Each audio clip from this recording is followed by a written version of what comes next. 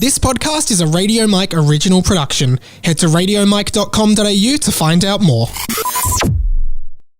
Hey guys, before we get into this week's Outpost, just wanted to let you know that we are sponsored this week by patreon.com/Radio Mike, the Patreon for me, Radio Mike, the guy who hosts this podcast. If you can spare $1 a month to help keep the lights on here at Harry Potter and the Boys and all the other stuff we do here at Radio Mike Productions, I would love for you to sign up to the Patreon. Patreon.com/Radio Mike is the sponsor of the show. Now, on to this week's episode of Outpost. Enjoy. 50 years after the events of the final Harry Potter books, and Harry Potter is now headmaster of Hogwarts, ready to usher in a brand new generation of witches and wizards. My name's Radio Mike, and I love Harry Potter. In fact, I love Harry Potter so much that when I was a kid, I wrote an entire series of fan fiction books based on Hogwarts. This is book 1 in that series. Welcome to Harry Potter and the Boys.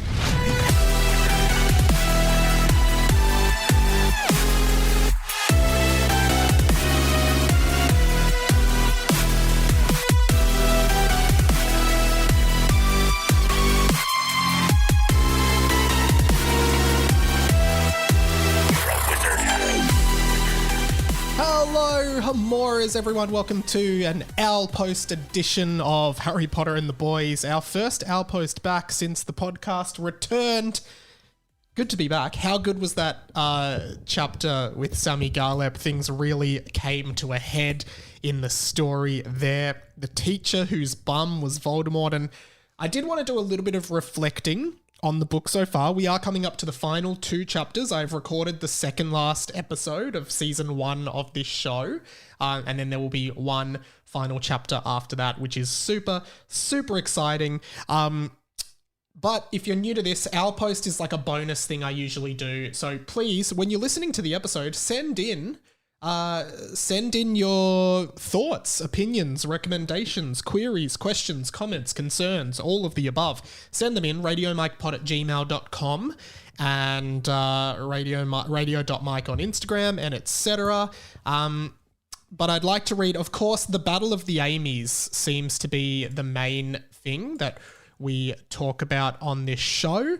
Both Amy A and Amy H are ongoing listeners of the show that write in every week. Of course, I wondered if we'd hang on to the Amys in the hiatus we had over Melbourne lockdown. Amy A is back. Amy H yet to write in, wondering if we've lost her forever. Hope not. Here's what Amy A had to say. Hello, Hamora Mike. I'm still listening. Great to have Harry Potter and the Boys back. In the time since the last episode, I've reread the Harry Potter books and knitted 2 Hogwarts house scarves. That is very, very cool. Can you, Amy, gonna throw it out there. Would you want to knit a scarf for the show? You don't have to, but I will pay you to do it if you want. Let me know. But rereading all the Harry Potter books, again, I can't even bloody reread one. I really want to reread the audiobooks. Well, re-listen to the audiobooks with Stephen Fry. I think I'm going to try and find them online somewhere. In response to one of the things we said, which was when Voldemort's face appears on Mr. Chudge's bum in this chapter, I said to Sammy Garlep that felt like a description straight out of the Harry Potter books. And I said he had red eyes and snake-like slits for a nose. And Amy says, I can confirm that red eyes and snake-like slits for a nose is how Voldemort is described in the books. But I think the note from the 10th ill-fated measure saying 2 will become 1 might have something to do with Lockie and Gemini Jones or Harold and the Basilisk. So, interesting theory. Lockie and Gemini Jones are 2 characters, as we know, who are described as identical. They're in different houses, one in Gryffindor, one in Slytherin. Seems like there's something going on there. I believe Amy even alluded to the fact that apparently Gemini is the zodiac symbol for twins. But I said I wouldn't have been intelligent enough to know that. But maybe something happens in the upcoming chapter with Lockie and Gemini Jones becoming 1. Or Harold and the Basilisk. I don't know about that because Harold is the Basilisk. He is a were-basilisk, which is like a werewolf, but for basilisks. I feel like it's a reference to Harry and Voldemort being one and the same, like neither can live while the other survives bit from the prophecy. I love this stuff, by the way. Send in your fan theories of Harry Potter and the Boys as you go along. I'd love to hear people's thoughts. I love how you've really committed to the Defense Against the Dark Farts gag, with Voldemort being in Mr. Charge's bum and Pusio, which was the spell that Voldemort used. I had a laugh when the book said that Pusio was just a stinkier version of Crucio, because I initially thought it was a poo version of Accio, a poo summoning spell. Can't wait to find out what happens next. Cheers, Amy, official correspondent of Harry Potter and the Boys.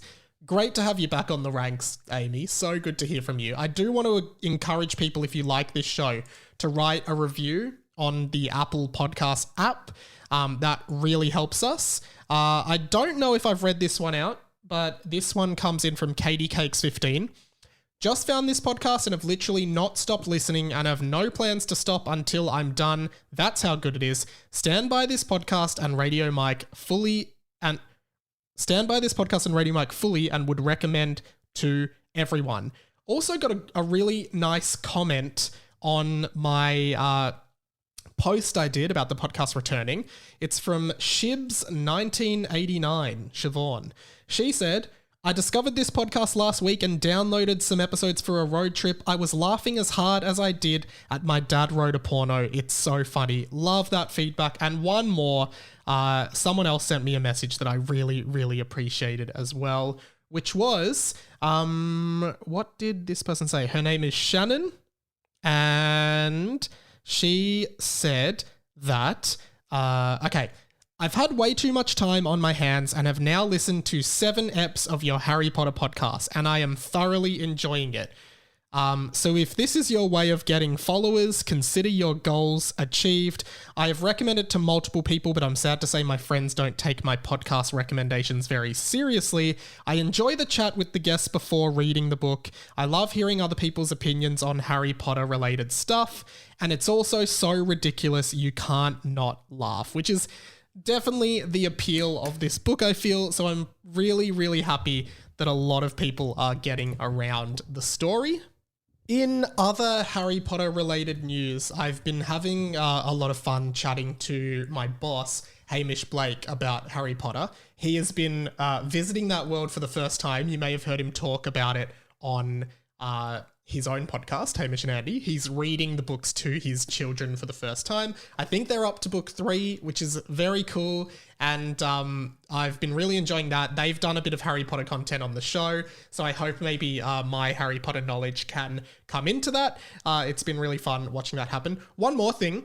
If you want to watch full video episodes of the podcast, they are now going up just on the Radio Mike YouTube channel. Apologies for any confusion. We did do another channel for it originally, but I've decided it's just easier to have everything on one channel. So go and subscribe to the Radio Mike YouTube channel and check out episodes of Harry Potter and the Boys there. I appreciate people consuming this podcast wherever they can. It really helps, particularly having more traction on YouTube. So even if you don't plan on watching the videos, I'd really appreciate it if you just subscribe to the YouTube channel. One comment on this week's episode from Bear4473. I think in response to the fart and poo based spells for the dark farts, he's actually come up with Avada Kedavra instead of Avada Kedavra, obviously, which is a very good one. Thank you, Radio Bear, for getting involved in the show.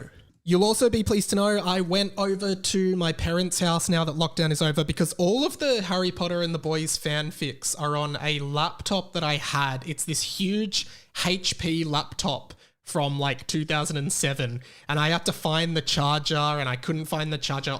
They're all on there, and I realized I need to back them up. So I went to Mum and Dad's, and I found the charger. I was worried I'd have to buy another charger, but yeah, we were all good. I've now got the second book ready to go. A few announcements on that. I might just do, after we finish the last chapter, I might do a full recap. So what I would love, if you're listening to this, what I would really, really love, I'd really appreciate it if you'd participate in this. I'd love voice messages or voice memos, just talking about your experience with the first book, what you thought. Does it live up to the original first Harry Potter book? what were your favorite moments? What were the funniest moments? I might do a little compilation of some of the funniest moments. So if you can send them in, the funniest moments from the book, I'd really appreciate that. I think that could be a really fun way to do like a little wrap up of the first book before we jump into book 2, which may start sort of as summer is coming. All right, memes of the week. I've been watching a lot of Harry Potter TikTok content comes up on my TikTok, but I always just browse through the Harry Potter Reddit and just look at a bunch of the memes that pop up. So here's a really funny one that's kind of relevant to the last few chapters. It's a Christmas related meme. So there's 2 little headings, and I'll read from left to right. So the first one says front of the Christmas tree, and it's a picture of Professor Quirrell with his turban on. You know, front of the Christmas tree, decorated, looking really good. And then it says back of the Christmas tree, and it's Voldemort's face on the back of Quirrell's head. Now, the reason this is funny, just so you don't know, is because often the Christmas tree is like in the corner of a room, and you sort of decorate the front, but you don't decorate the back as much. I'm sure you guys know this. You don't decorate the back as much, and that's because no one's really seeing the back or walking around the back. So that's just a little something. Here's another one. McGonagall loses Dumbledore. Okay, this is actually really funny. It's a 4 grid meme, 4 squares. First one, picture of Professor McGonagall, and the caption is McGonagall loses Dumbledore in a crowd.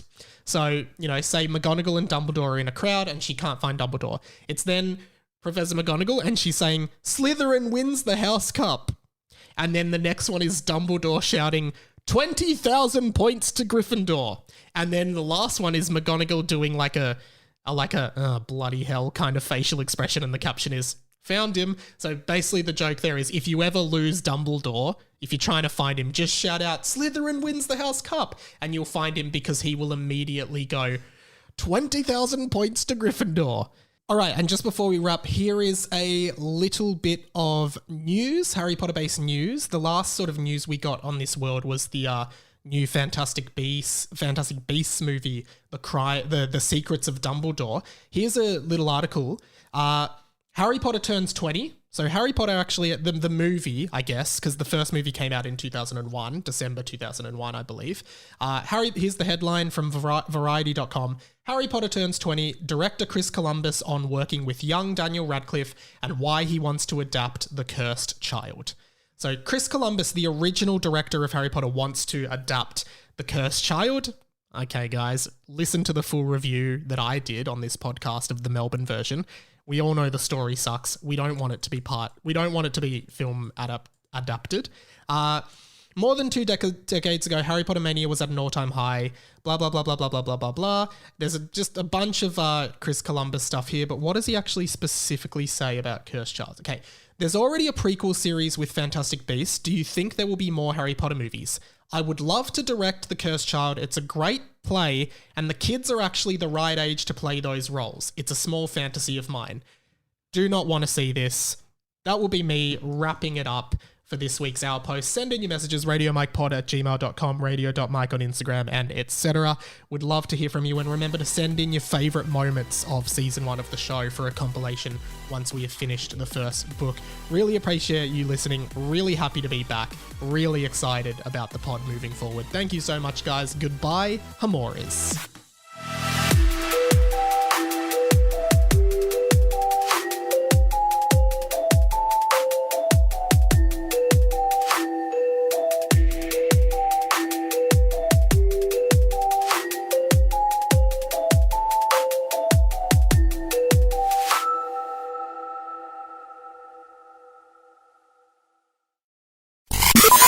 This podcast was a Radio Mike original production. Head to radiomike.com.au to check out all our other content, stay up to date at radio.mike on Instagram, and get in touch, radiomikepod@gmail.com.